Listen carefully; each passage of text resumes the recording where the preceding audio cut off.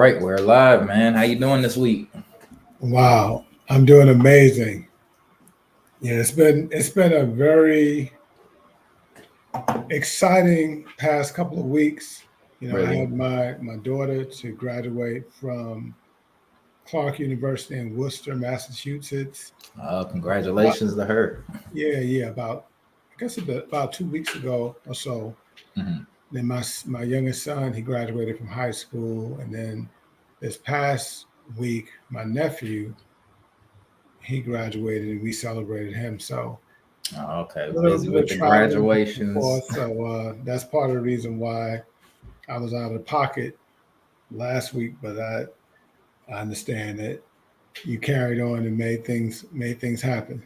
hmm Yeah, just a quick little feel. We definitely missed your presence last week. I was just getting some feedback on the last show, and people definitely missed your energy and your ability to that's something that it showed me what you do so well is steering the conversation and keeping things on point. So I was definitely lacking in that last episode, but I mean I had fun talking to Chris.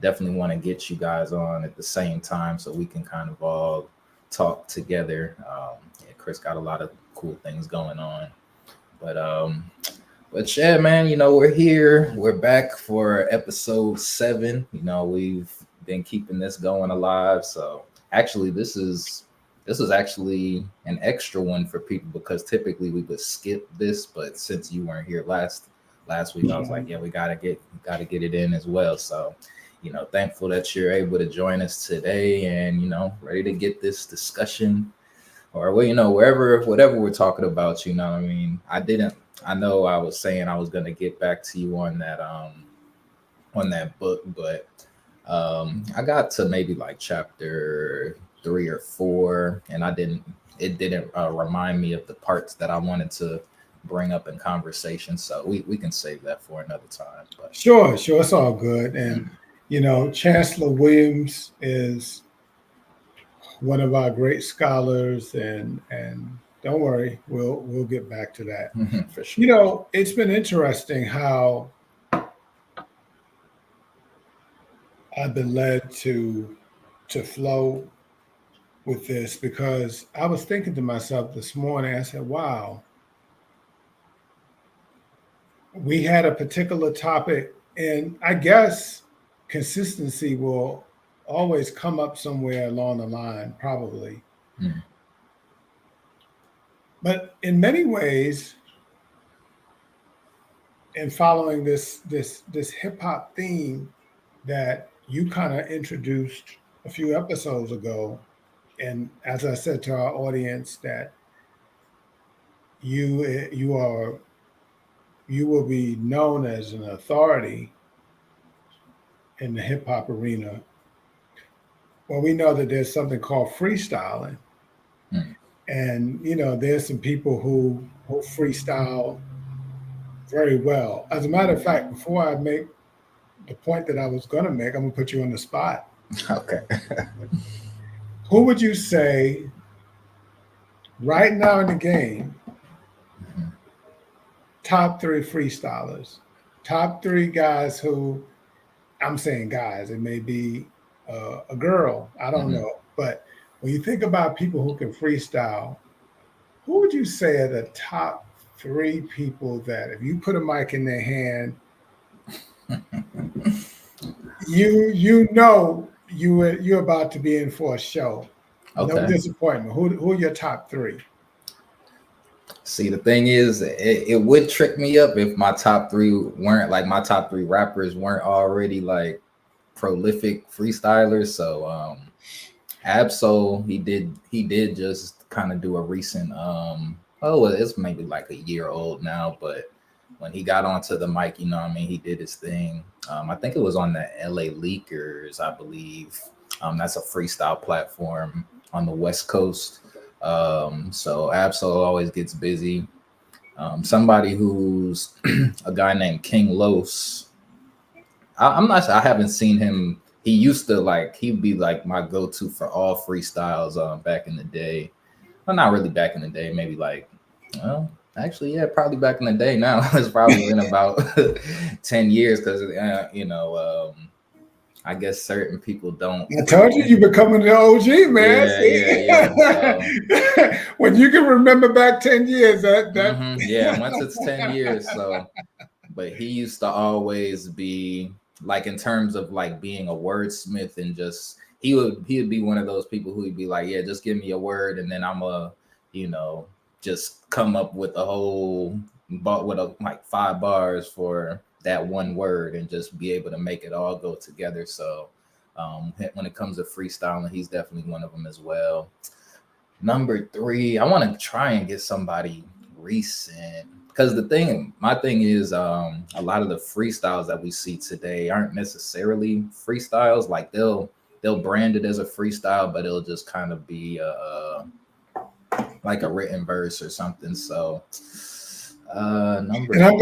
I'm glad you said that. I Mhm. can't I a lot of people don't understand that, and I wanted that to come out because when we think about the classical freestylers from the days of yesterday, when to go back to a term that you used the last time we were together, when you had more of the purist involved. Mhm. And and not to knock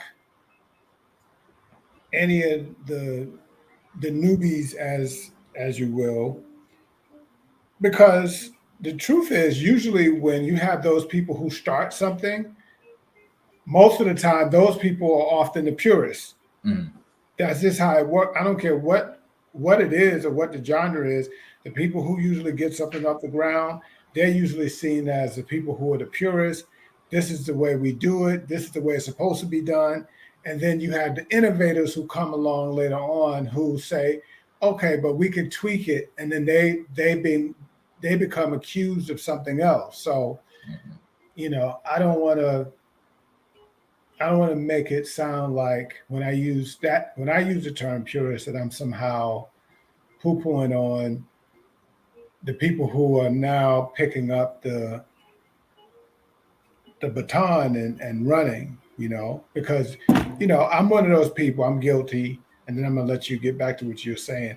I'm guilty when you think about the female rappers who you taught me that really when you think about people who are selling records, it's probably the women who are selling more records right now. Mhm. I'm saying maybe I should be saying streams. We know we're here in the Atlanta area, and we know Megan was in town, Yep. and one of my friends went to the concert, and she said, and actually got to meet Megan, and she said it was outstanding. She just she's an amazing performer and all of that. So yeah, I think that some of the some of the young cats who are paying attention to hip hop and they hear the term freestyle. When I say freestyle, I'm talking about somebody like you said, you give them a word or give them a topic, and they haven't had an opportunity to prepare as such.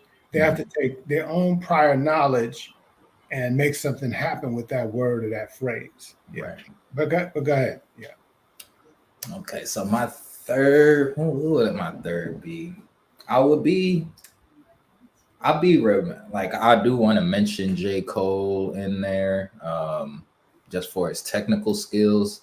I don't know when the last time I seen him freestyle. Actually, I do think he did a LA Leakers freestyle, so you know what I mean. I definitely want to shout out his skills.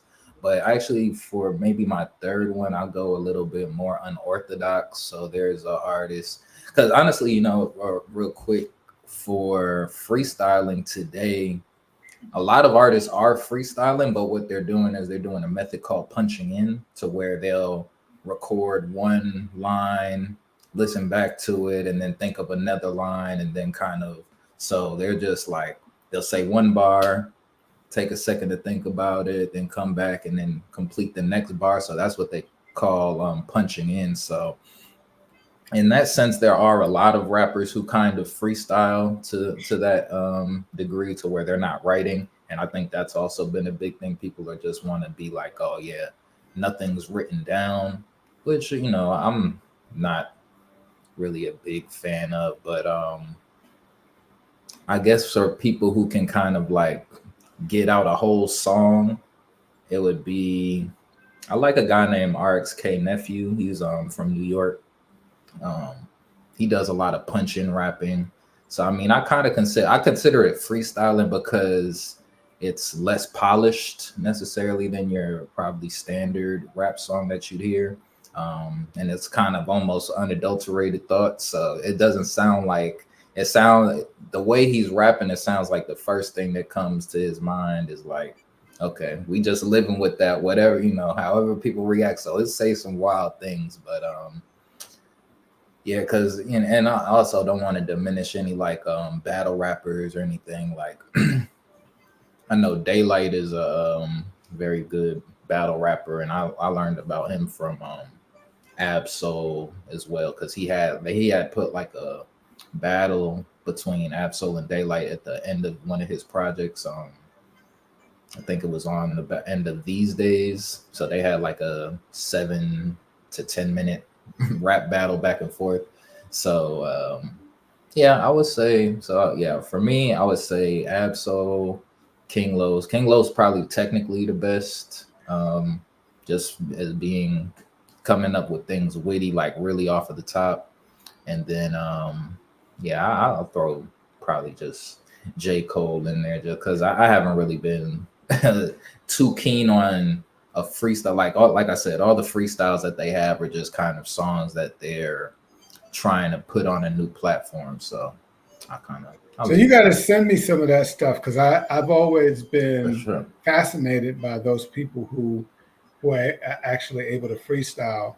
I went to school with a guy, very talented, a very talented wordsmith.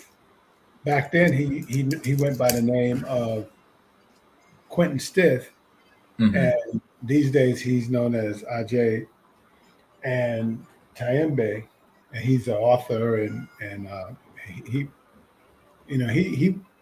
he would rap back in the day. Also, he's from Harlem, and he had the ability to freestyle.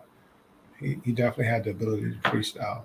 We could try real quick let me see if, cause I want to try and presenting certain things just so people could kind of have a snippet of what we're talking about. So I'm gonna try and share my screen of this last one.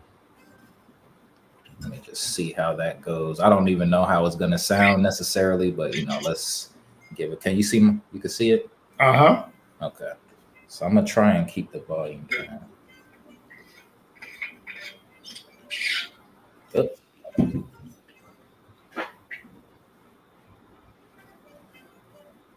You can hear good? So I can't hear them though. You can't? Okay, let me I can hear you, but not them. That's why we gotta practice. Maybe it's because, let's see. I don't know if it has any settings for that. Share screen. And while you're playing with that, let me go ahead and share where I was going in bringing up the term freestyle. So this session and the last session to a degree, not as much so. I really didn't know for sure what the topic would be until maybe 35 minutes ago. And so what that also tells everybody is that you and I hadn't already discussed it. And so that was what was similar about the last session as well. We just got on and you found out what we was talking about, and we just made it happen. And so it's going to be a little bit like that today as well, with just freestyle. You're going to try it again, see if we can get some volume to it? Yeah, let me just see. If it doesn't, we'll figure it out another time. We'll try it another time. And then they can always yeah, they can always go and look it up because at least they can see. Yeah, they can see what it is that you was trying to share. Hmm. Can you hear it? No, No. it's still Okay. not letting me hear. Yeah, All right. Cool. No problem. We'll figure it out another time. that's fine. So this is where I want to go. Okay. And I had mentioned in a previous episode that I wanted to address this, and you'll know where I'm going or how it connects to a topic that we kind of touched on lightly.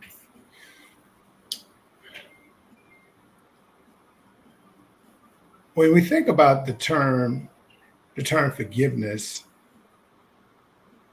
most of us, we know what that term means and what it means to forgive someone. My question to you is, and I guess I might have to answer it for myself, is what is it that a person could do that will cause you to say, you know what, I just can't, I can't, I can't get over that, or I can't forgive that. Is there such a thing? Such a thing to where it can't be forgiven. For you personally, what's something that a person could do that you would say, I can't get past this. I don't think I could forgive that person for that. Hmm.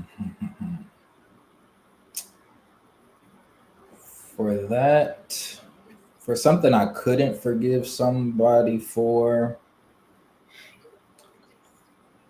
I don't know if I ran across a situation to where I couldn't forgive somebody for. There's things that people have done that I haven't forgiven them for yet. Still But working on it. but in terms of it being like completely out of the question for it to be forgiven, and I'm not sure. And I do think that it does matter. So let me ask the question a different way then. Okay. What type of thing do you find the hardest to forgive? Let me ask it that way. Because I had a feeling that we've been vibing for a little while, and I'm kind of similar. Hmm. It's that would be hard for me to say that thing that I couldn't ever forgive, but I can answer the question for those things that are difficult to forgive. So, what? Yeah. Let's ask it that way. What's something that a person could do? And actually, I don't know if I want to say that it needed to happen to you personally, right? Hmm. Because sometimes there are things that really tumble us up that was done to Right. Exactly. somebody else that we care about, and don't let that person be somebody that we care about profoundly. Then Right. it becomes Exactly. a bit more difficult to forgive. So let And me ask it that way. that's where it gets convoluted, because it's certain things that you can do to me.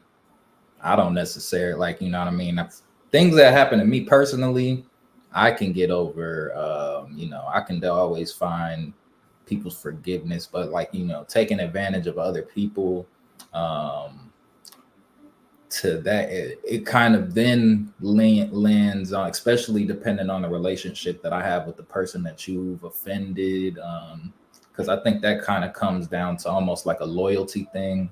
So, and it kind of almost comes to where you have to kind of wait for that other person to forgive them first before you can kind of move forward with something. Um, That's interesting that you say 'cause- that. I hadn't thought of it that way. That's interesting. because sometimes it's not really it's not really your forgiveness that people are looking for. So, if you violate somebody in a way that, they're still hurting over, and, you try and come to me and apologize for, the hurt that it caused me because you did something to somebody else. it's like, am I really free to accept that apology in the place of that other person who you hurt? So in that sense, it's, it's not necessarily unforgive. It's not, and the thing that they might have done might be unforgivable to that person.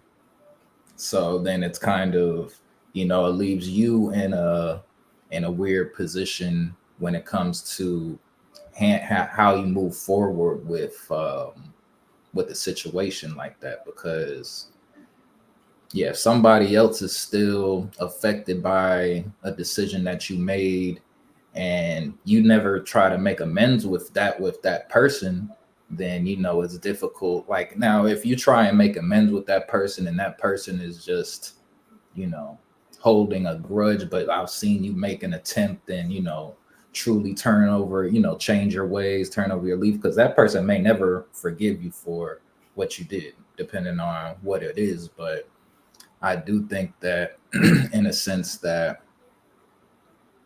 you are sincere, and when you were attempting to apologize and I've seen you, change your ways for the better, then that might be room for forgiveness on my end. But that's still, the relationship still might change based off of the nature of the offense, and it's a lot of things. So I think I'll leave my answer there for now, and I can elaborate a little later.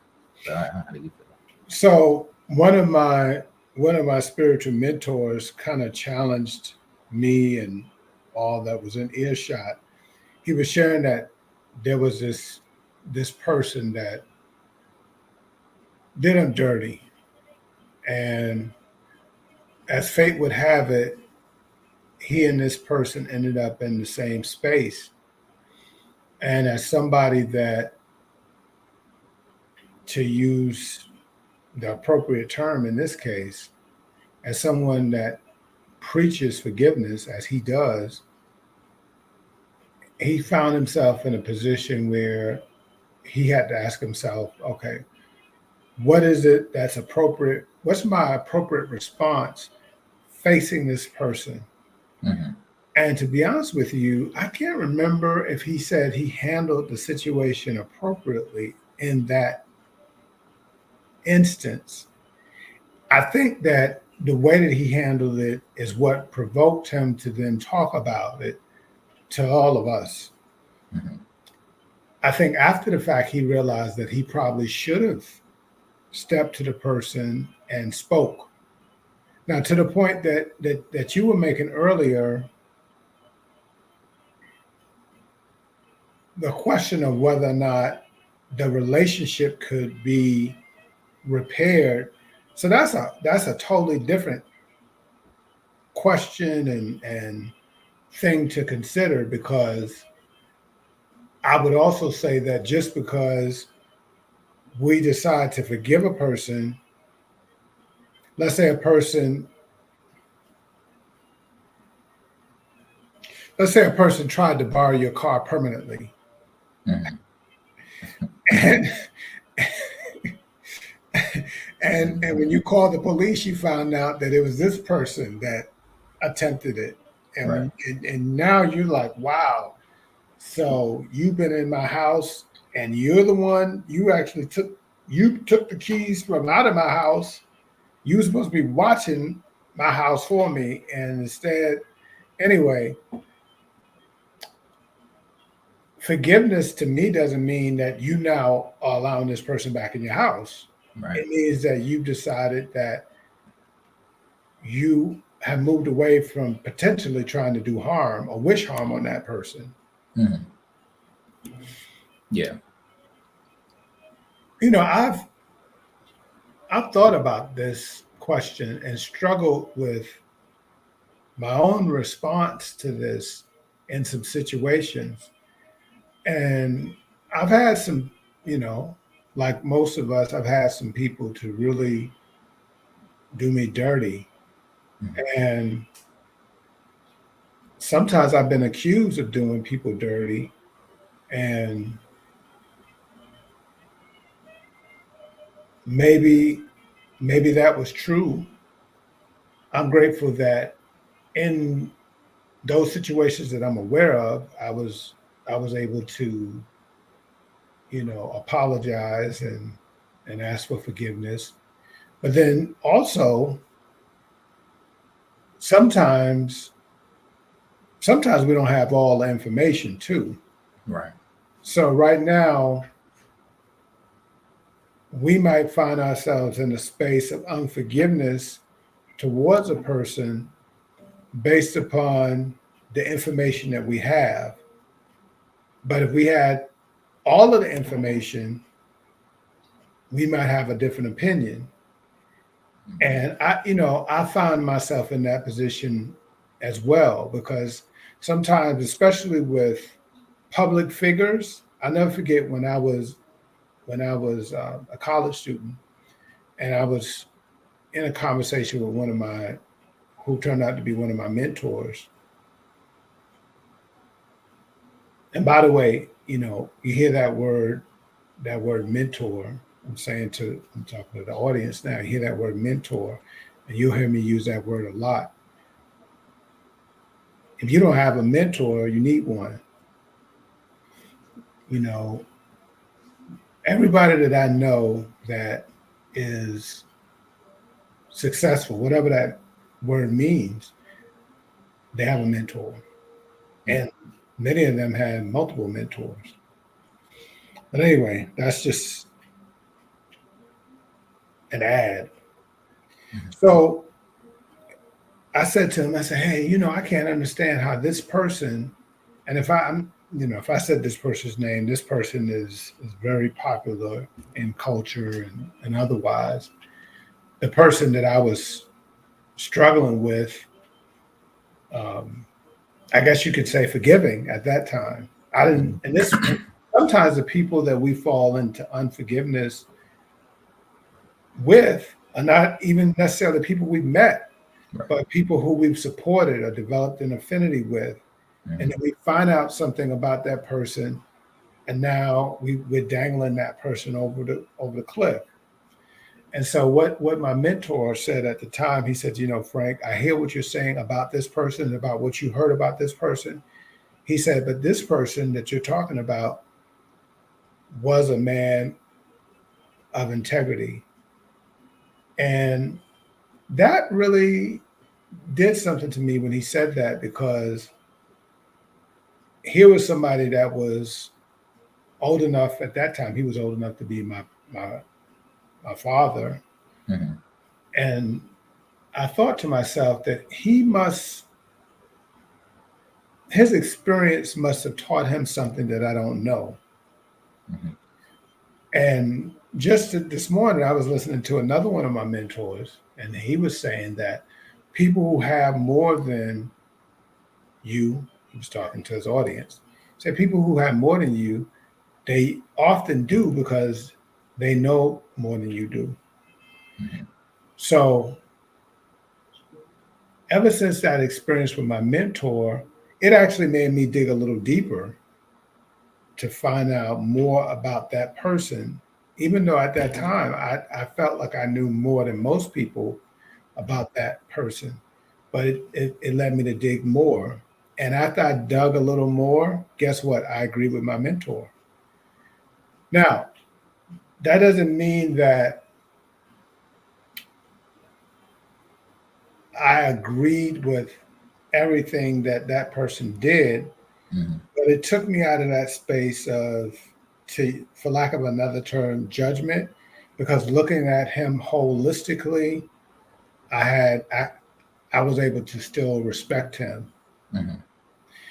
And then you probably can guess where we're going. You're a smart man. You know you probably know Mhm. ultimately where this is going in hip hop and a lot of things what people Mhm. are talking about. I'm guessing that we're talking about this in a way that nobody else has before, which is again what's going to make this unique, make us unique. If we're willing to throw away certain people, for example, I'm gonna put out a name that so many people threw in the trash without knowing all the facts. His name is R. Kelly. A lot of Mhm. people threw R. Kelly away, said, you know what, we're gonna burn his his CDs that we have. R. Kelly's nothing. I'm not listening to his music ever again.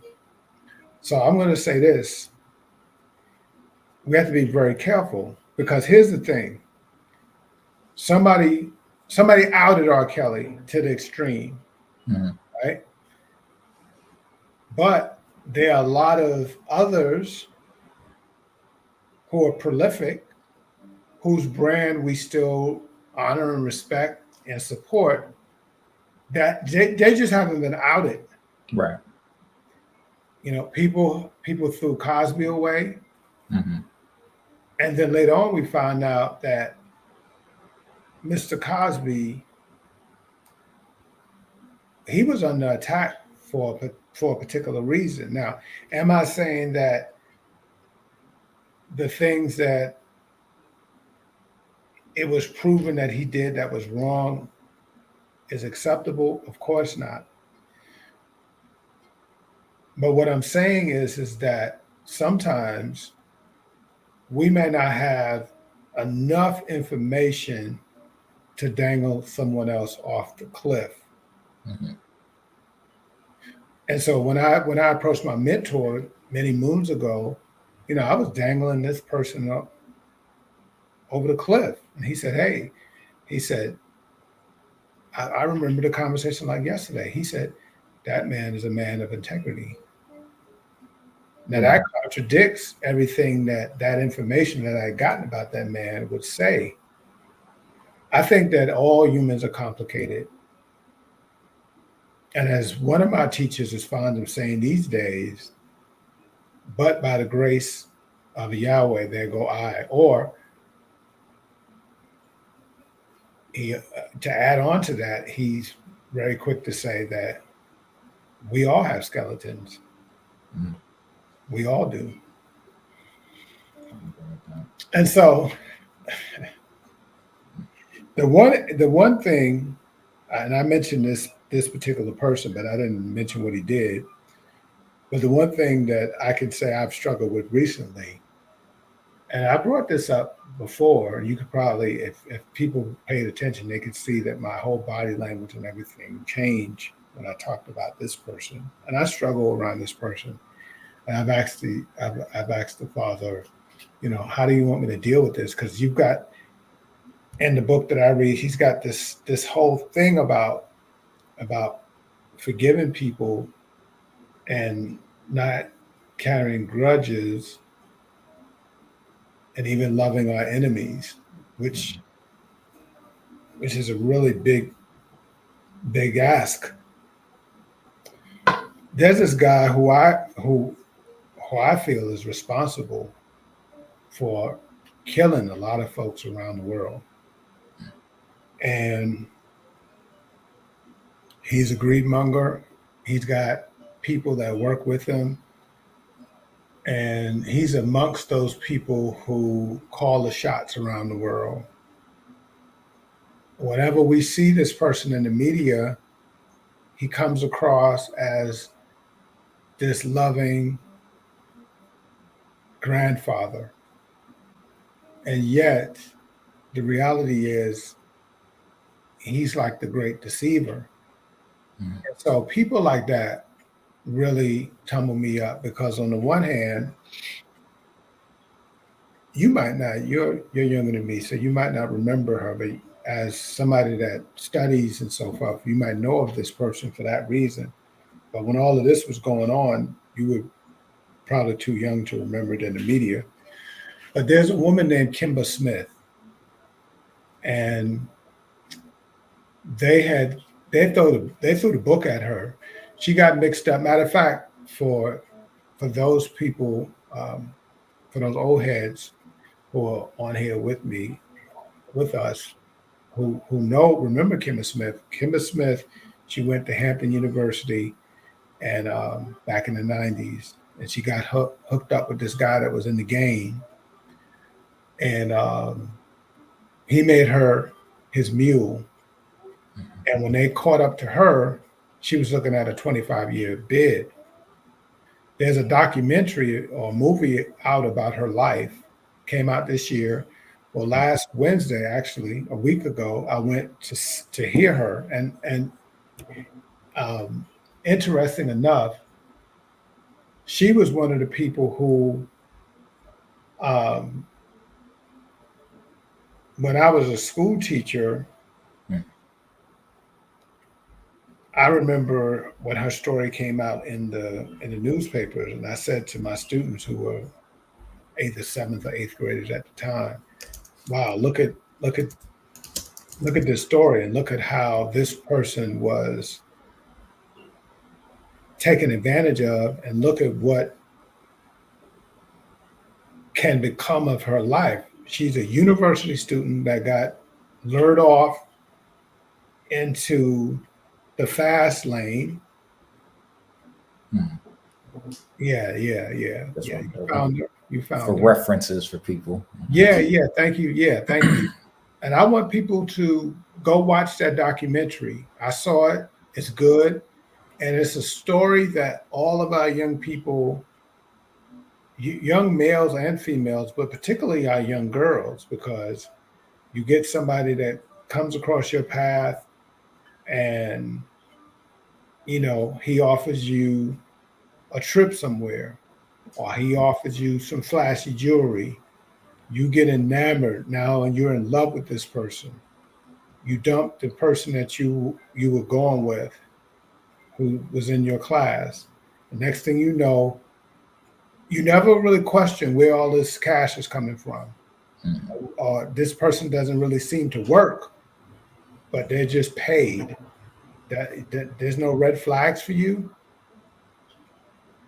and now you end up into something, and you're over your head. Well, where reason why I bring up Kimba is that no matter how we cut it, compared to this international gangster that I'm talking about that's killed people all over the world, Mhm. indirectly, of course, they were trying to give her they now they were able. That's why you need to check the story out. Mm. She didn't do the 25 thanks to advocates and some good lawyers. But this guy who's in office right now as president, he was one of the people that was responsible for the drug law, the draconian drug laws that was locking up particularly people, young men and women of color, for moving very, very little work. But the people who operate in the shadows, they they make billions of dollars Mhm. for pushing drugs and killing people all over the world. So I'll admit I've got a problem with those kind of people, and I struggle. I really struggle bad around this whole question of forgiving those kind of people. Mhm. And these are people, going back to the point, people that I've never met personally, but once you know, and so in that way, I'm kind of like one of my spiritual uncles who has spent 60 years saying names, calling names on these people. Now I'm not going to call a name because I understand on different platforms they be trying to ban you and all that kind of stuff when you say names. But Mhm. most people can figure out who this gangster, whose grandfatherly gangster is. Yeah. So anyway, with all of that being said, I think I've kind of um, laid a palette for me to ask you this question, man. Um, Hopefully, I built up enough for you to, because the audience who heard what I was saying about freestyling, of Mhm. course, I said all of that to give you an opportunity to wrap your brain around some stuff before. Um, Man, let's talk about the legacy of Diddy, man. We've kind of we've been talking hip hop the past few episodes, Mhm. and it would be um, I don't know. I can't think of a better word than callous. for us to not take a look at that Right. situation. I wanted to couch it in a context Hmm. because I didn't want to do what I hear so many other people doing. Like I heard this artist, I saw a clip that I actually shared where an artist, um, a vocalist that obviously that he used to deal with, he was at a show and he really went in on Diddy and name calling and everything. And I sort of got a problem with that because if all of this hadn't broke for the whole world to see, would you have said those things about him? Because Hmm. here's the thing, you were in a position to know those things about him before it became public to all of us. So you now trying to save face by saying those things about him now, I'm not sure how genuine that is. Now, at least what we could say about Ye is that Ye, he let you have it whenever. He Right. don't wait till somebody else drop the boom on you. If he feel that you need to have it, he gonna let you have it. Right. He was one of the first ones to, speak out about the big girl who he felt was leading other young people astray. Um,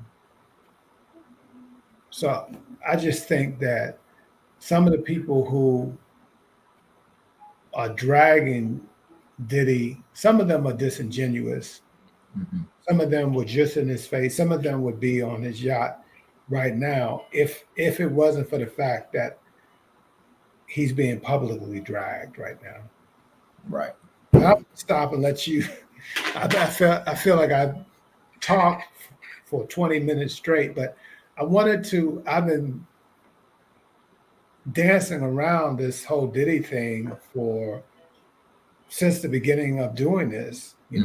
And I think that, well, the spirit said, okay, today's the day. So here we are. Okay. Yeah, I think it's now a good time to talk about it. So for me, with the Diddy thing, the recent events never necessarily came as a surprise to me. I mean, I think before we had spoken, before we actually started doing this show, we had spoke about Diddy. Prior to all this information coming out as well, I was just, I was telling you about his last album, the Love album. So actually, I'm gonna bring that up. Wow. Let's see. And to your credit, while you're looking that up, Hmm. as all this stuff was coming out, now of course, I have to admit that there's certain things that I knew because we can tap in on another level. So I knew some of these things beforehand, but some of the recent things I wasn't as aware of. In fact, I didn't even know until you told me that he had dropped a new album. But Hmm. you had you had expressed some misgivings about what you felt was the energy that you felt coming off of the project. And this is before all of this stuff dropped. So Hmm. I have to, for our audience, yeah, without talking about all that other stuff, your concern was the energy that you felt coming off of this project. And so, yeah, if you want to speak to that or continue with what you were saying, yeah. Yeah. So for those who don't know, this was Diddy's last album, and when I first saw it, the imagery just kind of yelled devil to me. So, and then when you're listening to the music, it's very where Diddy tries to take people musically is, it's not the direction that you necessarily want to go. So I think ultimately, but this is the music that has always been popular. So this is kind of a culmination of many years of his works and efforts. Like, I think, and when he started coming out branding himself as Brother Love, that was also another red flag for me. And the thing is, I've never been in any places with Diddy. I've never met him personally. Just from stories that I've heard over the years of being a fan of hip hop, I've kind of came to understand his aura or the energy that he kind of puts out. So as somebody who's not in the industry and kind of having all of these thoughts about him, it to me it's hard to believe other people who are a little bit closer didn't tend to to know what was going on already. And the reason I think it's because growing up you start to see different patterns. If you're going out into the city, if you're going out into the club, just growing up, going to school, you meet different people, you meet different you learn how different people move, how somebody's popular, for what reasons are they popular, um, what's their ultimate goal, like what do they find, what do they hold value in. To me, Diddy has always kind of been someone who kind of derives his value from his popularity. um, and I listen to a lot of the way things being named, like names are very important to me. So he has the station, I believe, I don't want to misquote saying that he had founded it, but Revolt TV was something that um, was a company he was the chairman of. I think he recently stepped down from it.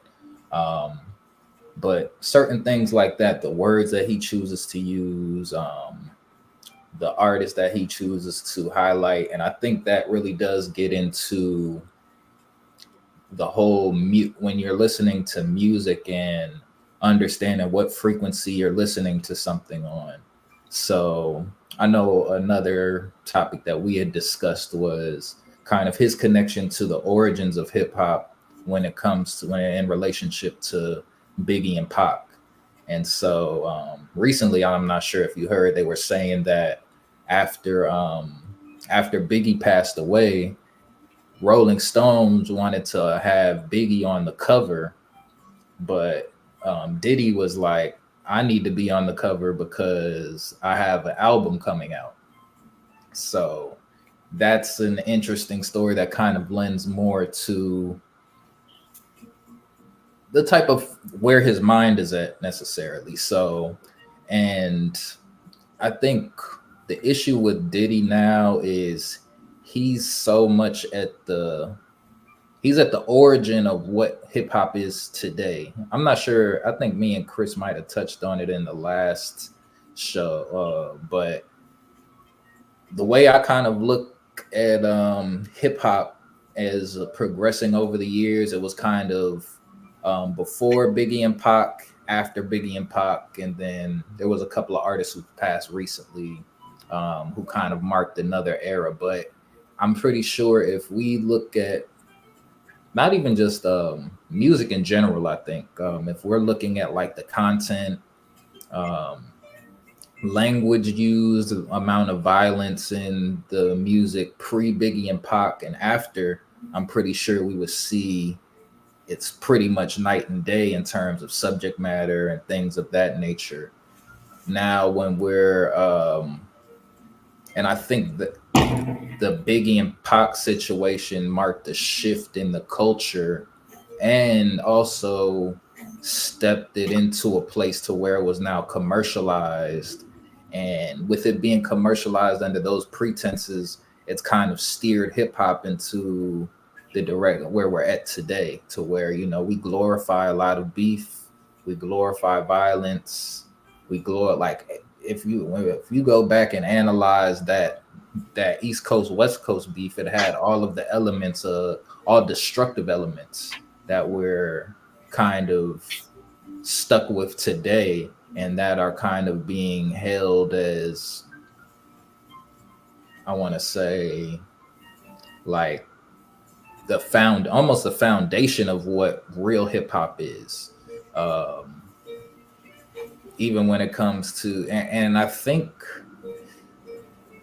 with the commercialization of hip hop and it being so extreme on like raunchiness, I guess, it's kind of propelled us to where we are at now with like the Sexy Reds and like I when you look at it on a frequency level and like an energy level, this is a red, it's always representing red, which is like root chakra.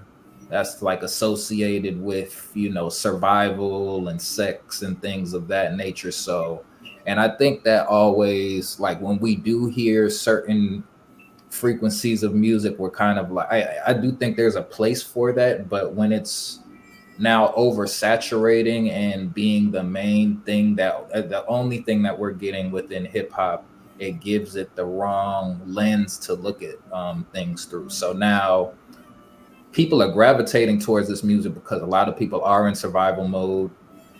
When you're in survival mode, the things you're concerned with is not getting killed and reproducing. So, you know, you want a lot of sexually charged music. You want a lot of guns and violence to make sure that you're. So I think that all of that is woven into kind of where we're at right now. And I think that a lot of what Diddy represents kind of pushed us into where we're at right now. And with him being at the helm and kind of being able to operate unchecked, we've now gotten to a place to where, you know, so many people are implicated just because they've been cool with it for so long.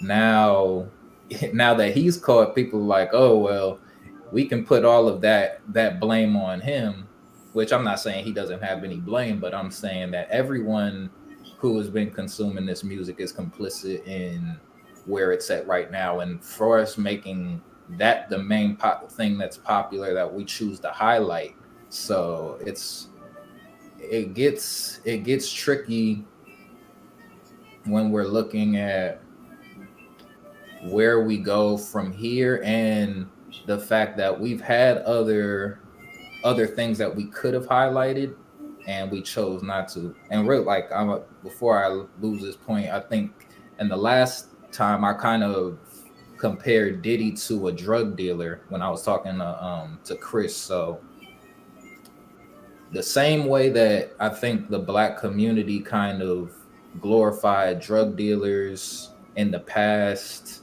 and I'm speaking based off of references to like American Gangster. When you do listen to hip hop, just different drug kingpins who they've chosen to highlight, you know, it's all pushing destructive mentalities onto the people. But we praise that person for doing it because they're getting monetarily blessed for destroying the community to that sense. So it's like I was saying, if like Frank Lucas had gotten busted with social media, with how many people looked up to Frank Lucas at that time, what would be people's reaction? You know, some people say that he, you know, he was or maybe it was other drug dealers who, you know, they had a turkey drive, you know, once a month, or you know, where they were giving back to the community, so to say, but to kind of offset the destruction that they caused. And you could say Diddy did a lot of the same things when he was trying to get people to vote. But the more sick part of it to me is it's almost both CIA funded, or not even CIA, but just like kind of having its connections in the government. You know, I think Diddy has some type of connection in the government. And so it's like you're being allowed to operate this long, pushing poison to a community, and who's kind of behind that. And you know, then when you look at drugs, and it's like, okay, this is music and drugs being similar things. It's like we're pushing that, they're selling the idea. And I think that's something Diddy is extremely responsible for, behind his liquor companies, behind You know, Vote or Die, that's his political connections. Um, so I think just a lot of those similarities in terms of who Black people end up, and I can't even say that it's us doing it for our own. Like, I mean, he might have been the perfect person for, you know, some entities to put in place to get people to, you know, buy into that lifestyle, buy into that mentality.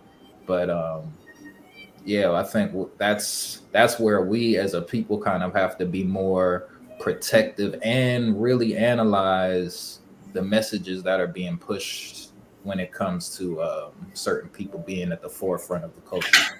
Speaking of push, my brother, this video right here, this is the one because uh, Yahweh had this to come out in a very, uh, I would say, a very neat way. So you said a mouthful, and when you were talking about how, and since you brought him up, how the devil used Diddy to be at the forefront of shifting hip hop in a particular direction. Now, when I say that, I, I'm not foolish enough to believe that Diddy has done all bad. Mhm. That would be foolhardy because it was very appropriate that you gave the example of Frank Lucas giving out the turkeys and stuff. And so there's good that Diddy has done for the culture. Mhm. So there's always a balance that we have to look at because again, if we throw him away, then we've got to throw away Thomas Jefferson. We've got to Mhm. throw away so many others that have their name carved out on Stone Mountain. I wonder how much of Diddy's turn has to do with a man he got connected with that very appropriately his name rhymes with Jive. Mhm. Because this man, when we talk about people who are connected to a lot of deaths, iconic deaths, Mhm. this man whose name rhymes with Jive, oh my, and he operates mostly in the shadows. He comes out of the shadows to, lay claims as this super being in the music industry, but he's a big time string puller. Mhm. And some argue that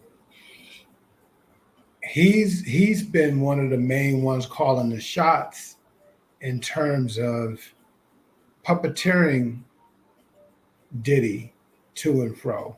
Mhm. Okay. I wonder if when we look at Diddy and his legacy, if he's like so many others who had the greatest of intentions and were just steered wrong. Because when we go back to I think he went to Howard University, if I'm not mistaken. We think back to his days and the fact that he was this amazing entrepreneur. He would throw these parties and make money. And I understand he created his own taxi service. And so he was a go-getter. Mhm. And so often go-getters are a magnet for all kinds of people. Often people with nefarious intentions. I'm grateful. I don't know. I shared this recently. I feel like I shared it on this platform. I shared it somewhere. Mhm. Many years ago, when I was in a situation where um, I was getting my fair share of attention, there was this guy who uh, he became overly fascinated by the work that I was a part of and doing. So much so that, you know, as I remember the story, he had cut out every article and so forth that I was referenced in. And I remember like yesterday, I was standing outside of a particular building, and my brother, my my right hand man, and another brother, they was in earshot. And being young and naive, this guy was inviting me to come and continue our conversation further. And I was gonna go with him because the stuff that he was saying seemed, some of it seemed to like it would help us in our cause. And the brother, my brother was like, "Hey, now you can't go with that guy," you know. And so, how much of what we see in Diddy's case, I wonder how much of it was him not having that guy to say, "Hey, you shouldn't go with him." Mm. And how much of what we see that's happening with people, how much of it is happening because, you know, it's funny that I'm going down this path because one of my teachers was saying, I was listening to something one of my teachers was saying this morning, and he was saying that you and I can really thank where we are, wherever that is, we can thank those people who we have given our trust to Mm. for where we happen to be right now. And we know that for some of these people, I mentioned R earlier. Clearly, if all the things they said about R is true, he had people around him, which I understand. He, you know, in the documentary that came out, his own brother said, "Hey, man, when he beat that first case, I understand his own brother said, "Hey, you were able to beat this. You need to chill with all of that." Mm. But at that point, R was so deep into his stuff that he figured that, you know, he became delusional. I understand that he told his brother that, "Hey, there isn't anything that paper can't fix." Mm. And so you can, it's funny that when you put that image up of Diddy and all that red, see, so often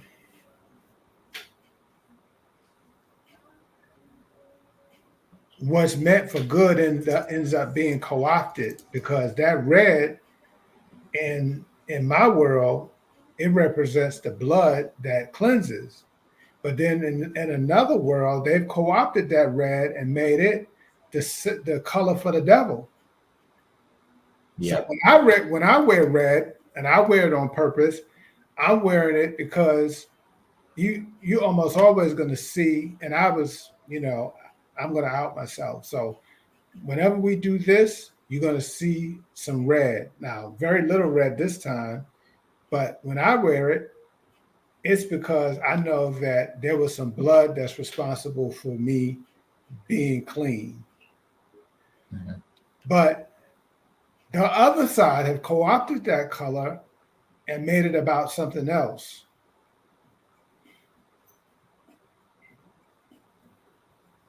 Real quick, I'm gonna show because when I saw the Diddy cover, I don't know either. Probably old for the there was a cartoon called the Powerpuff Girls, and All on right, I there, remember the Powerpuff Girls. Yeah. yeah, so on there they had him. You know, he kind of represented the devil. You remember him?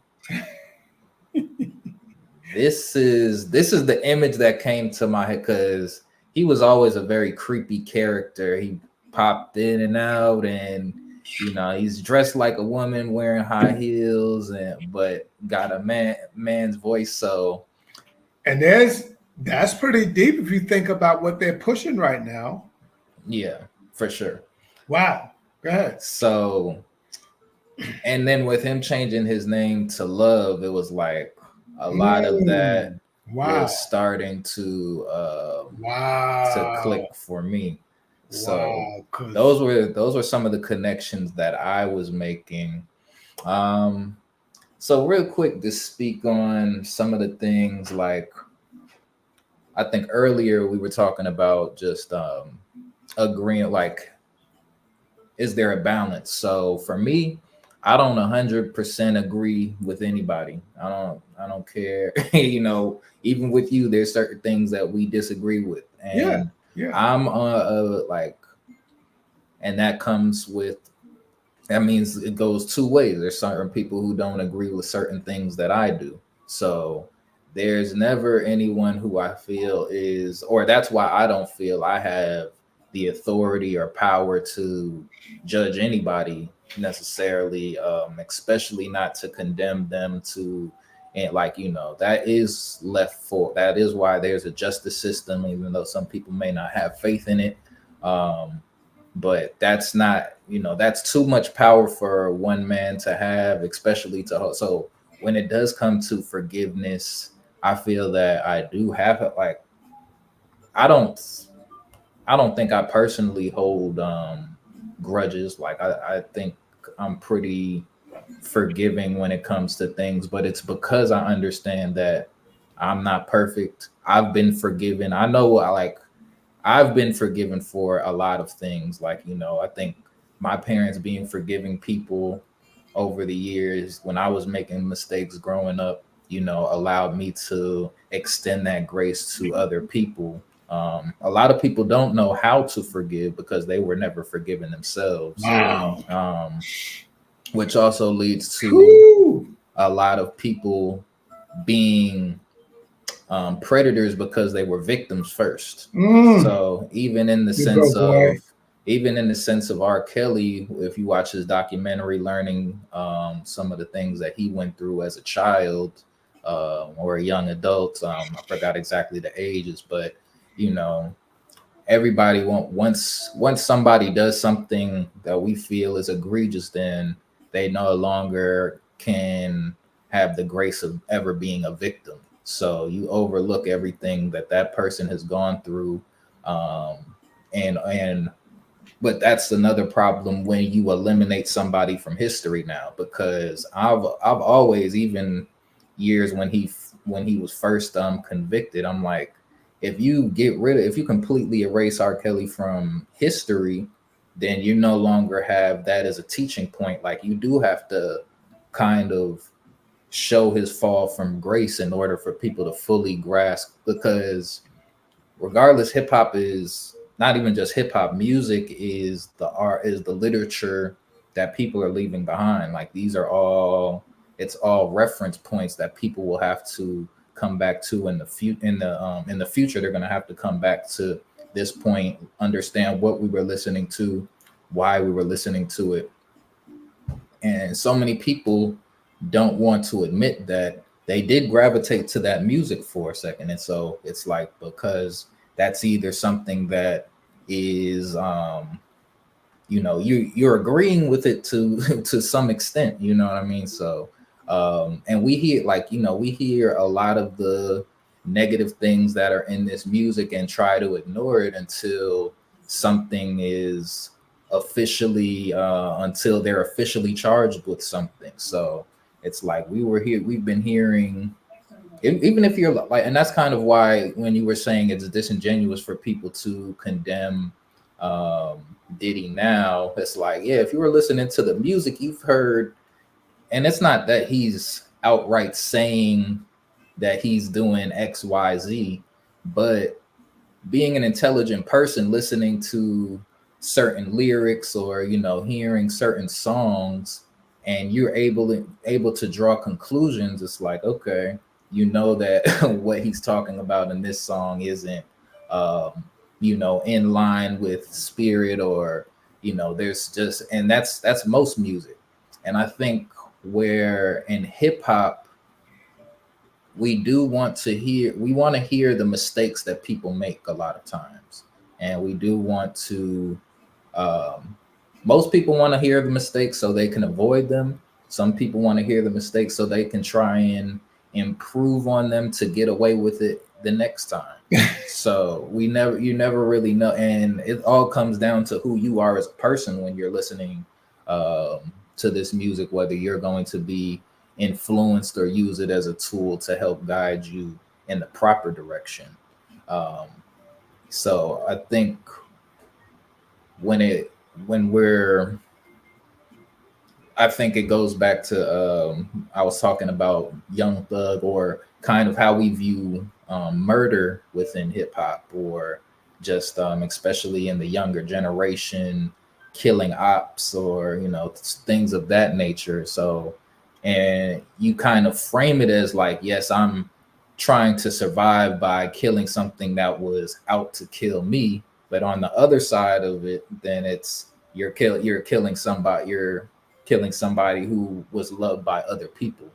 And I think that's always been a disconnect when listening to hip hop, and it kind of stigmatizes things to where you're you're always putting yourself on the right side of things, and not ever taking the time to think about what the consequences of some of that is. So when it comes to how women are spoken about in hip hop and R&B, um, and then today when you hear women's perspective, like when you have more female rappers talking about their views on a trick, or just some of the men out here, and how they would just want to use them instead of cultivating like a real relationship. So it's all it's all stacking on top of each other, and it's just compounding bad decisions on top of each other.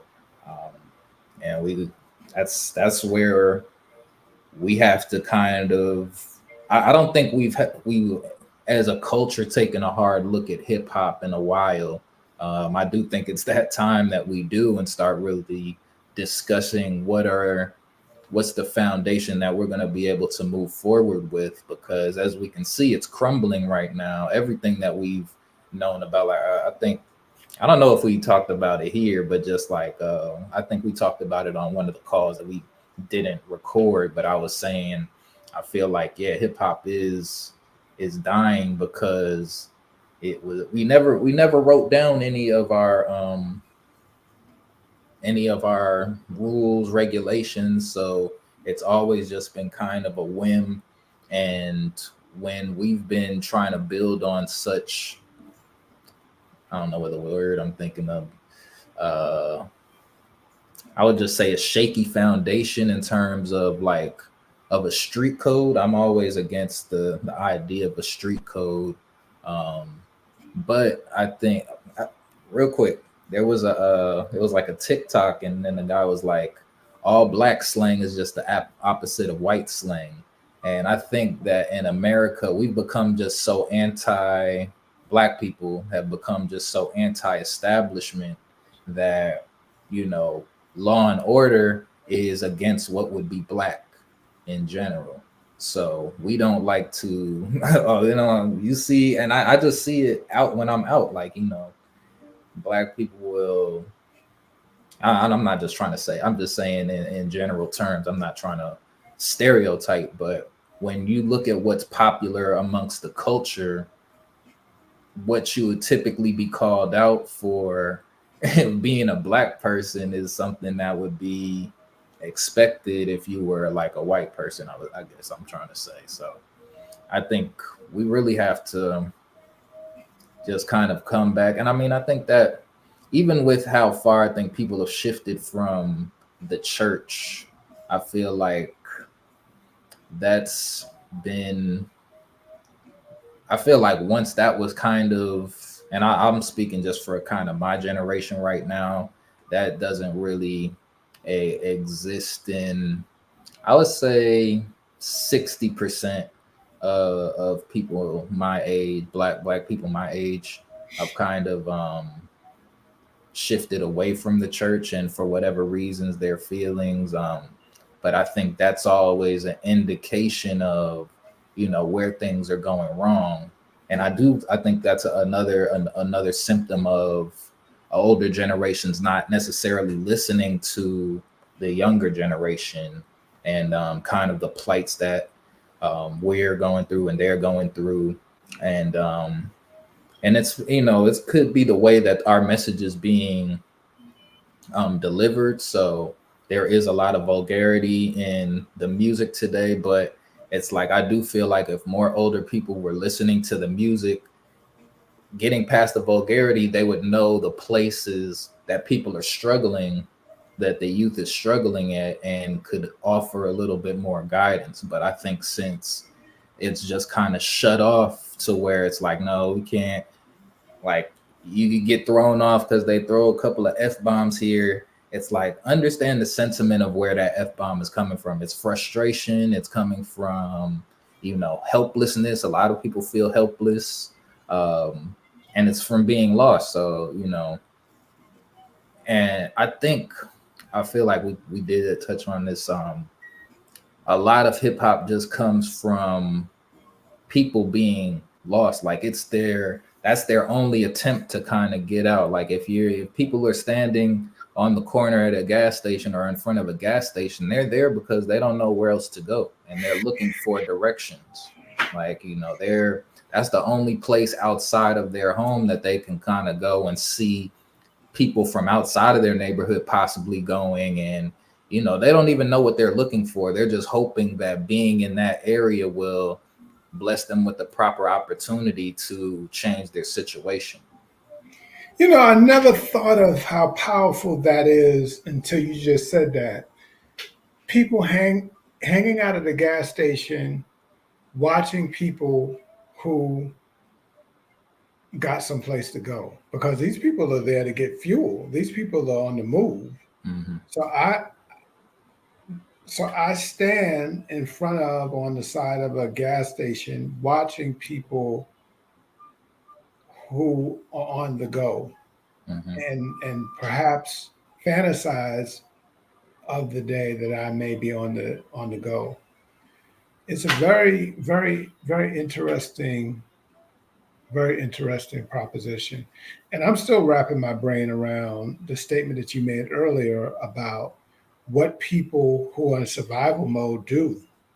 I want you to repeat that, because that's powerful. It really hits the nail on the head of why the certain themes have been a driving force in hip hop over the past 20 years, at least 25, 30 years.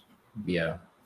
Yeah. So, because when people are looking for music to match their frequency. And so if you're constantly and I remember this goes back to my thoughts back when I first started We the Sauce. Well, with a collective people, other people started it with me, but just when the origins of that and my mentality when it came, like, I had always been someone who was like mood music. Like, okay, there's different time, there's a right time and a right place for certain music. Um, and so just driving around the city, I'm paying attention to different vibes. Like, if I'm pulling up to a gas station back in the day off of University, it might not be the best vibes. And it's like, yeah, if you hear somebody blasting some real heavy trap music, it adds to the ominous vibe that you get in the area that's, underfunded, I'll say. And it kind of causes a friction when you're in an area that's at a low for, like, me living in different areas of Atlanta now. I can see, like, yeah, over here it looks different. It's the same city, but this area is like much more, like, there's not as much movement going around on, but there's a lot of just like slow motion. It's darker. It's just like a heavy. It feels heavier in certain areas than it does. And you know, the music that you might associate with a certain area is kind of representative of that. And then, but that's also why when you're listening to where the music is coming from, you hear a lot of dark music possibly coming from like somebody from the projects or somebody who's glorifying, not even glorifying, but just talking about their lifestyle coming out of what they call the trenches or, you know, the projects, things like that. And that music might be very dark and heavily violent because that's what they're surrounded by. And so that's my whole thesis when it comes to, in order for you to understand the youth, you have to listen to the music in order to understand the problems that they're dealing with. So when you do hear Young Thug's music, I mentioned him earlier, who's currently on trial for I don't, it's not necessarily murder, maybe like his part in the murder, but it's just like when you would listen to his music earlier, it's dark, and you know he's honestly kind of mentioning some of these things in his music, but he's mentioning it in a pattern that, you know, it's like a pattern and a sequence that unless you live that or are familiar with that lifestyle, you wouldn't necessarily fully understand why it motivates some people. Because he's saying things that he's like, no, I really was, you know, I really was getting my getting my food from this corner store right here. And if you know about this corner store, then you know what I had to go through to get there, and just all the obstacles why I'm eating like. So there, and that's why the music is so rich in information outside of just what they're taught. Like, you know, it's unfortunate that, you know, I think it's almost like a rite of passage that people have to be about what they rap about. But when you're talking, when it comes to authenticity, then that's the driving force, and people want to, the people who are living in that situation, they need to hear the authenticity in order for them to believe that they're also capable of making it out of a situation that doesn't have any hope for them. And then you have to look at that from a male perspective and a female perspective. So then when you have women rapping about using their bodies to get out of a situation or to, you know, get paid, you're hearing young men talk about violence in order to get paid. It's like it's a product of their environment. And that's the aura that's coming out when you're listening to some of this music. You know, the way that you are unpacking a lot of this is very nuanced and sophisticated. You help me to understand in a different way. I grew up in the projects, and you help me to understand why music by people like John P. Key, Commission, Fred Hammond, and that edgy music that was coming out of the gospel experience, Mm, how it helped me to circumvent some very challenging terrain. mm, One of my one brother said that, you know,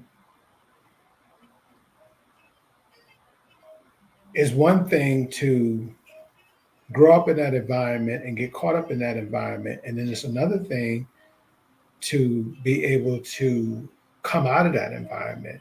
And so often there's so much glorification on getting caught up in it and then getting out, but not as much attention paid to those people who are able to circumvent it altogether mhm, and not get into it. And how and you made me think about those players. And when you talk about the disengagement of Gen Z, and millennials in the church. Some of that has to do with the hypocrisy of the church and not understanding that people like Kirk Franklin matter. People who are real super churchy, they are quick to say, how somebody, and I keep bringing up Kirk Franklin because he's the biggest of the artists who are accused of being secular. Mhm. But here's the thing: when I'm at the gym working out, Kirk Franklin provides a brand of music that I can take into the gym and work out to. Right. Whereas there's other kinds of gospel music, the type of gospel music that's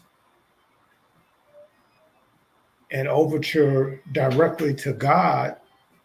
Well, shoot, that's not the right music to work out to, because Right. that music is going to have me in tears. I can't work out to that music. So, like you said, you you have music that fits into specific kinds of scenarios that you find yourself in, and then for the real churchy people, when you're making love to your partner, the music needs to be appropriate. You're not going to be listening to, again, this deeply spiritual music at that time. Mhm. It's just, it's nonsense. Right. So part of what people like me is responsible to do is to bring some common sense to what's coming out of the church world, so that, yeah, because at the end of the day,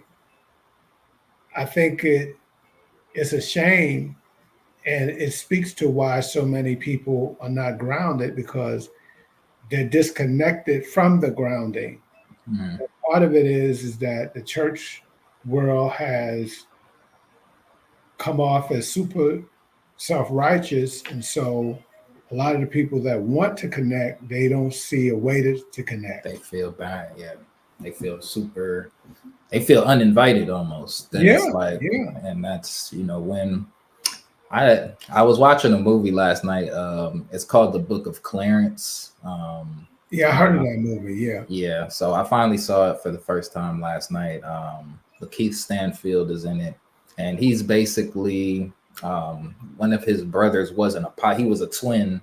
One of his brothers was an apostle following Jesus, and he was kind of like the town like mischief maker. He was selling drugs and trying to just get quick schemes, and he kind of had the idea to um, pretend that he was the Messiah as well, and so kind of go around and faking miracles, and then ultimately, I won't give away the movie, but it just kind of things kind of come full circle, almost. I mean, just to, I would say, due to his commitment, I guess, which his path did show him, I think, the right way, which ultimately granted him favor. Whether he chose to, whatever he chose to do with that favor is, you can find out if you watch the movie. But it it really it was speaking to me in the sense that you know so many people don't, they see the a perfect the perfect people, or just the path that's you're supposed to follow in order to be considered righteous. But it's like, if you're uh, it's like there's a select path, or there's certain things that you can do to be considered righteous, but it's like, with free will you have to kind of it I would say it's speaking more matter to your commitment to improve yourself. And I think ultimately with that you find the what God is to you, or who God is to you. Um, I don't want to get too deep in that because I didn't really have too much time to like dissect the movie and think about it. So I don't want to get in and start rambling. But Well, let me ask you this: is it a movie that you would recommend to our audience to watch? Is it? Do you think it is something that has enough oomph that you would say, watch the movie and then, let's chop it up, or what? How do you go? How do you respond to that? I would say it's a deep message. So I feel like some people may miss it first time through. Um, a lot of and I think there's kind of a flavor to certain movies that Lakeith or certain projects that Lakeith Stanfield is a part of. For those who don't know, he was one of the people in the TV show Atlanta. He was Darius in Atlanta. He was in a movie called Sorry to Bother You as well. That was directed by Boots Riley, who is a really brilliant guy as well. But yeah, a lot of his movies are. That's why I wouldn't.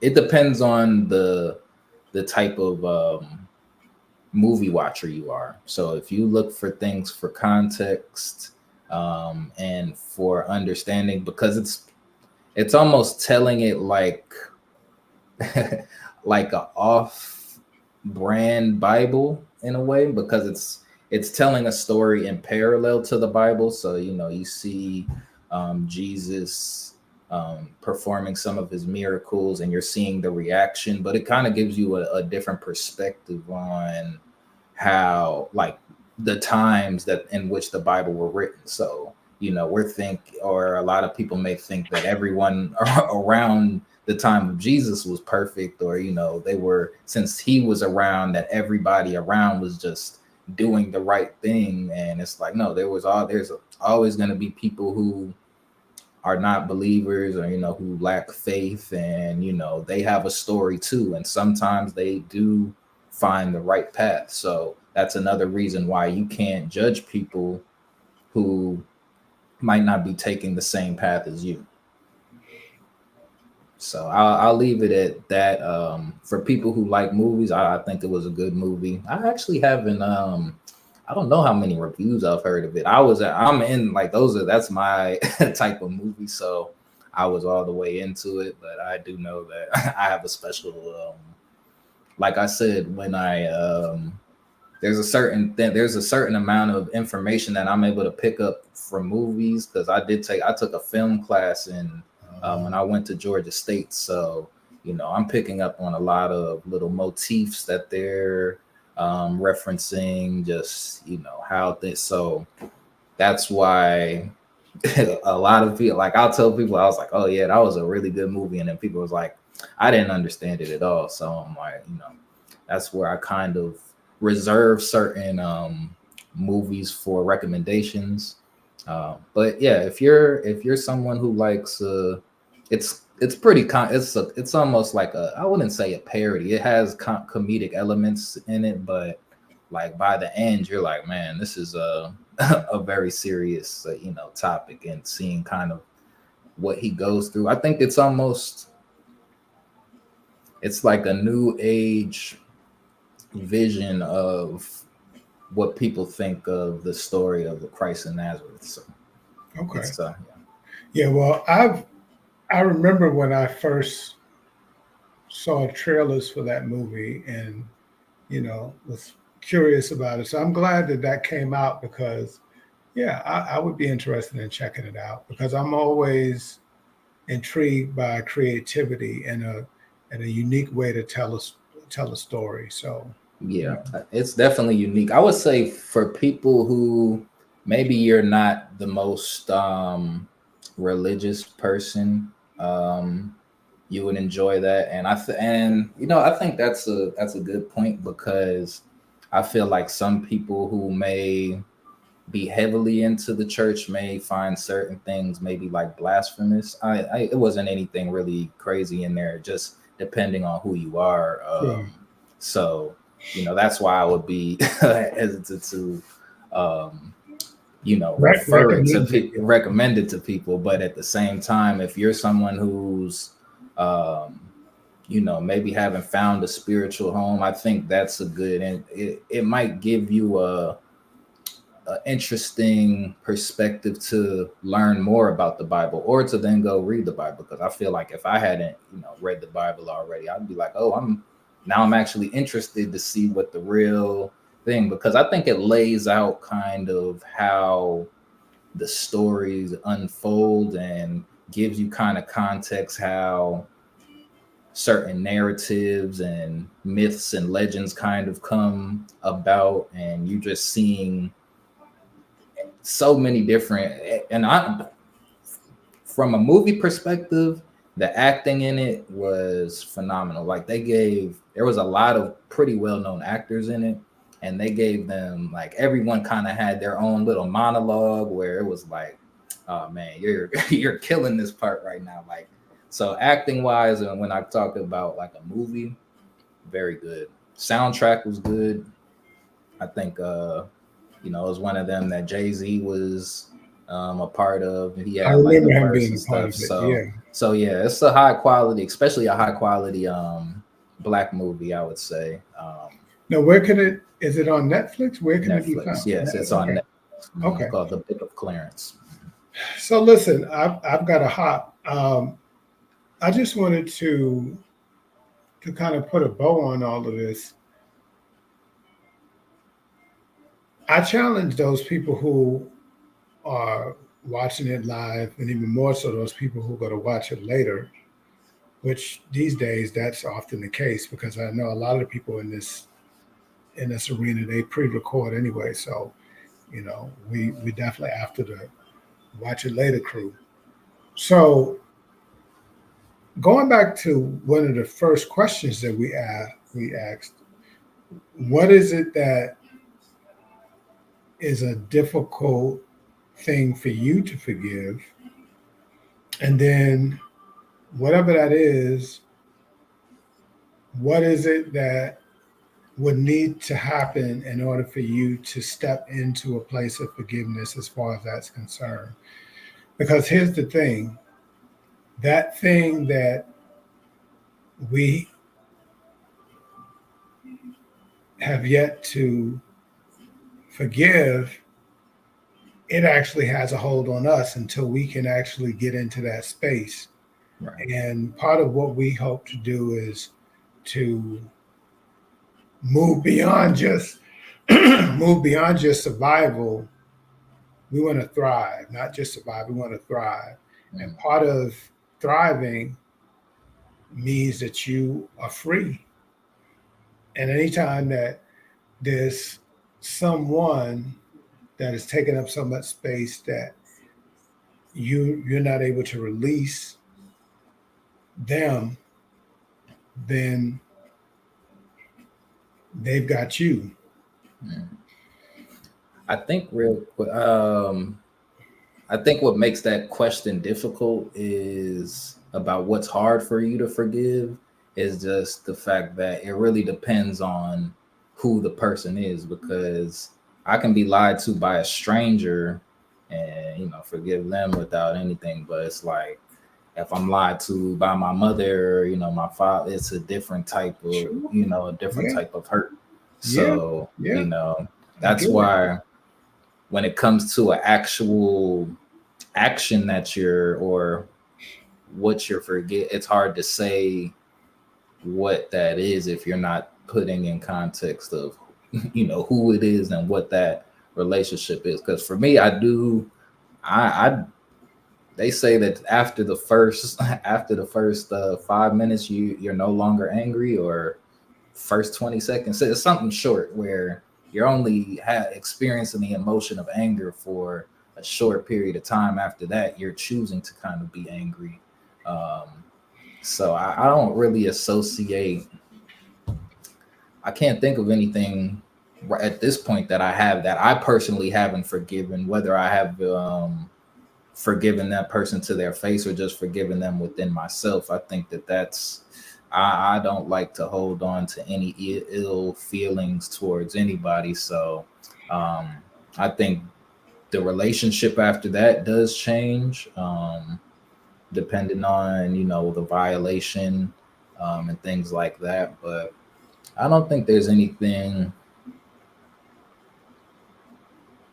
that I would deem as unforgivable for me. Um, yeah, and I'll just have to leave it at that. I don't think That, there's anything like this thing. that's a blessed place to be in. And as I said earlier, as far as that supervillain, I have to admit that I haven't gotten there yet. I'm Mhm. working on it. And really, that statement is also for the people who will watch this video and to challenge them to find a way into that space of forgiveness. And sometimes we can we can be aided in that process by reconnecting with those people who are expert at helping us to push into forgiveness. Our spiritual leaders have been trained to help us in that way. And then aside from them, you've got therapists and counselors that are useful. Mhm. So I also want to recommend that For as sure, well. for sure. Yeah. So I think this was a really good one, and you know, I think that we went at the whole Diddy question in a different way, and hopefully it will challenge us. It will challenge us to consider those people who find themselves in the spotlight and having their issue being tried by the public, if you will. And again, it's not so much about, as you said, making a decision on how the adjudication should go. For me, it's more about how do I now relate to this person and the brands that I supported. You got Sean John, and you got, Mhm. I've worn Sean John, and actually have liked a lot of the things that I bought that say Sean John. So do I burn up my Sean John now, or and so this Real is a quick yeah. on that real quick. There's a lot of things that I think if we try to go back into history, and if we were to look at every invention that was made and then kind of did a history check on the person who invented it, we probably wouldn't have a lot of the modern things that we have today. Even when we're looking at like Greek philosophers and just different things, like some of the things that like Socrates and Aristotle were accused of just in the past. So it's just like I don't feel, and that's where I think that people's contributions, art is made by imperfect people. Nobody on this earth is perfect, and I think that's something that we all have to remember. I think we even talked about it, like if if we start looking at all the song credits and then did a background check on all the people who were We had the to burn up managers, it's everything. like, you know what I mean. So to me, that's where, and I think that's where we really have to have that discussion, because I mean, so many people, I think a lot of people's basis for kind of discontinuing listening to R. Kelly's music is they don't want to put money in his pocket, things like that. I'm like, there's there's a bass player who, like, there's music is collaborative in a lot of ways, so it's just That's like, right. you know that's where we're gonna run into a lot of these problems, a lot of these discussions, and that goes to that.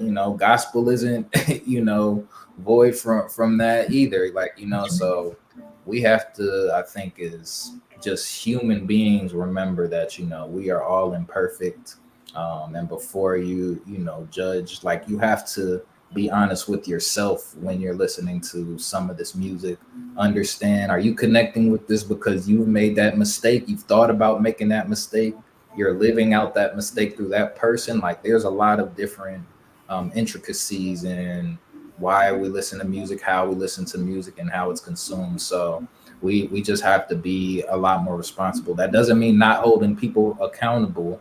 And I think we need to work on our accountability and the direction that we're going. So it's like, but we need to listen to the music in order to understand what direction we need to help steer people in. Because if you're not hearing all of the crazy stuff that's being said on the music, then you don't know what direction to help guide people. Because they could just be talking to you saying, "Oh yeah, we're good," but then in the music they can't hide. That's the honest truth that they're saying right there. So I just wanted to say that real quick. And this will be my last word, and I think it ties into what you were saying. The book that I like to read says of Yahushua when there was this lady who was caught in the very act of adultery. And, we've heard the story, but it never really hit me until a teacher was sharing this recently, that this woman was caught in the act of adultery. I mean, literally getting pounded. And Yahushua came to her defense and said, "You who is without sin, you cast the first stone." And so, those are my last words on that.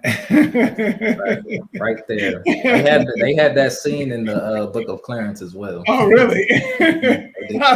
I can imagine it was interested in that. Yeah. I'm gonna check that out. I'm gonna check that movie out. Yeah.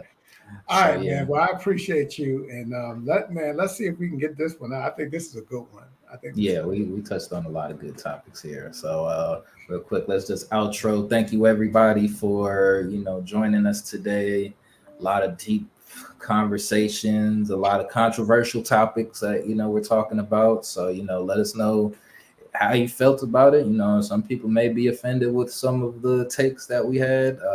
We're here for open dialogue. We're not here as the single source of truth. We're discussing it as regular human beings who are also flawed themselves. So please join the conversation. Contribute in any way that you feel. Like, comment, and subscribe, and we will talk to you in our next episode. I don't know if it's next week or 2 weeks, but we'll figure it out and we'll let you guys know. Thank you so much for joining us. We appreciate you. Have a good night.